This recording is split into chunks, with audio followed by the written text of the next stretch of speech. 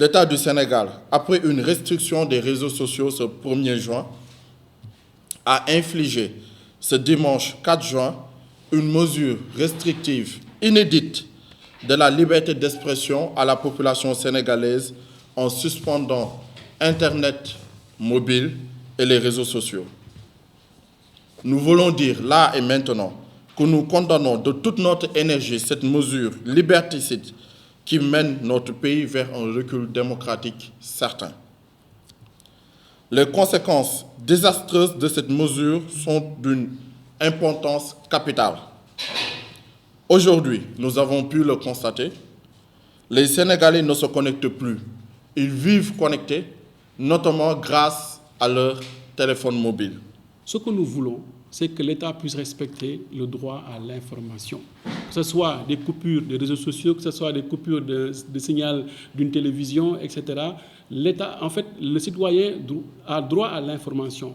Maintenant, vu le contexte que nous sommes, sachant qu'il y a beaucoup de manifestations, il y a beaucoup de fake news, nous ne sommes pas contre des décisions qui luttent pour stopper ce genre de manifestations, parce qu'on est tous des Sénégalais. Ce qu'on veut, c'est la paix.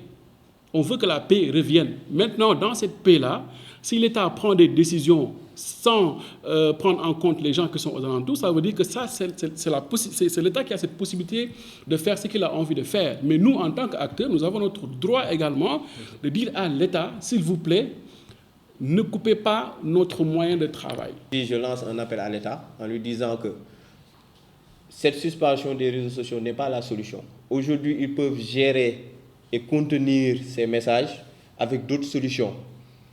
Depuis lors, ils devaient mettre en place des plateformes sûres en collaboration avec des personnes du digital, de telle sorte qu'aujourd'hui, toutes les personnes qui auront besoin de vérifier une information, ils vont dire « Ah, je vais aller voir auprès de cette plateforme ».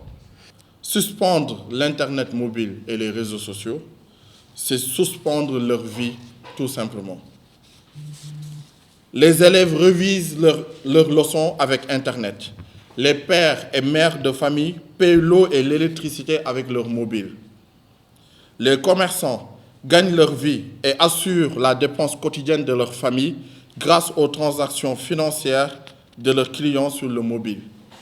Des milliers et des milliers de jeunes, chauffeurs de taxi, conducteurs de transport de particuliers, agents dans des multiservices, fonctionnent grâce à leur smartphone connecté. Ces conséquences désastreuses nous poussent à ne pas nous limiter à condamner. Nous allons dès cet après-midi, en effet, mener une première série d'activités visant à mobiliser les jeunes épris de liberté, femmes et hommes, à inviter le gouvernement du Sénégal à rétablir dans les plus brefs délais l'accès à Internet mobile et aux réseaux sociaux.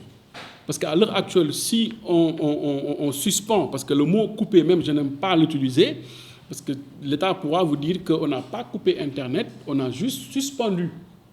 Et c'est normal, ils ont suspendu parce qu'ils savent que s'ils coupent Internet complètement, rien ne marchera dans ce pays. L'État devrait se mettre en position et lever ces restrictions parce qu'ils sont en train de pousser la population à utiliser n'importe quelle solution. Parce que beaucoup disent, peu importe la solution, l'essentiel que je sois sur Internet. Nous allons lancer une pétition nationale et internationale pour le rétablissement d'Internet mobile et des réseaux sociaux au Sénégal. Cette pétition nationale et internationale sera nommée Boulal Suñu Net. Nous allons aussi mener une action de communication sociale et communautaire, en ligne et en présentiel, pour sensibiliser nos concitoyens sur ces violations flagrantes de la liberté d'expression. Nous allons mener, dès demain, troisième action, une série de rencontres auprès des décideurs publics et privés, de la société civile, des autorités religieuses et coutumières. Cette situation va en quelque sorte gangréner l'image du Sénégal par rapport à l'international.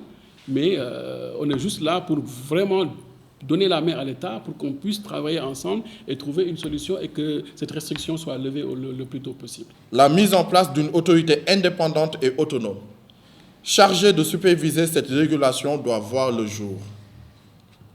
Cette autorité doit avoir une composition paritaire avec une forte représentativité de la société civile, dans toutes ses dimensions.